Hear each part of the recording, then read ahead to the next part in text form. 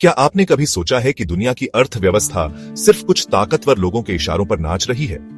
Elon Musk और Donald Trump, ये दो नाम अब सिर्फ व्यक्ति नहीं बल्कि आर्थिक तानाशाही के नए चेहरे हैं। क्या ये दोनों मिलकर दुनिया की सत्ता को हथियाने की कोशिश कर रहे हैं? ट्रंप का आक्रामक रवैया। ट्रंप सिर्फ एक नेता नहीं बल्कि अमेरिका की साम्राज्यवादी सोच का प्रतीक है। अमेरिका फर्स्ट की आड़ में वो छोटे देशों को झुकाने और उनका आर्थिक शोषण करने के लिए किसी भी हद तक जा सकते हैं। डॉलर की तानाशाही, क्या दुनिया सच में फंसी हुई है? क्या आपको पता है कि डॉलर का प्रभुत्व एक आर्थिक हथियार बन चुका है?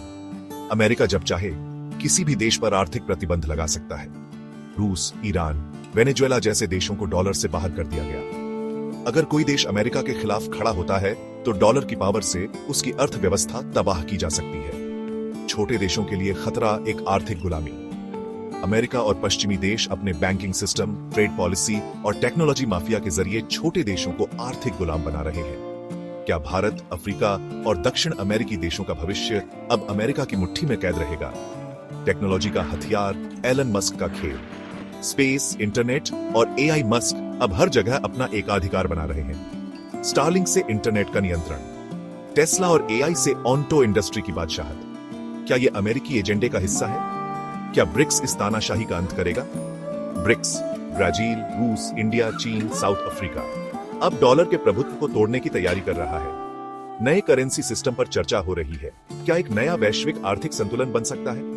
भारत और रूस ने पहले ही डॉलर के बिना ट्रेड शुरू कर दिया है। अगर ब्रिक्स मजबूत होता है तो क्या अमेरिका की अर्थव्यवस्था हिल जाएगी? लेकिन अब दुनिया जाग रही है।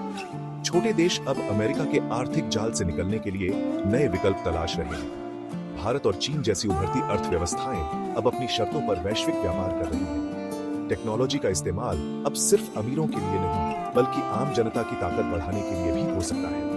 भविष्य सिर्फ उन्हीं का होगा जो बदलाव को अपनाएंगे। अगर दुनिया एक नई दिशा में बढ़ती है तो आर्थिक स्वतंत्रता संभव है। आप क्या सोचते हैं? क्या हम एक नए आर्थिक युग में प्रवेश कर रहे हैं? क्या ब्रिक्स वाकई इस आर्थिक तानाशाही को खत्म कर सकता है?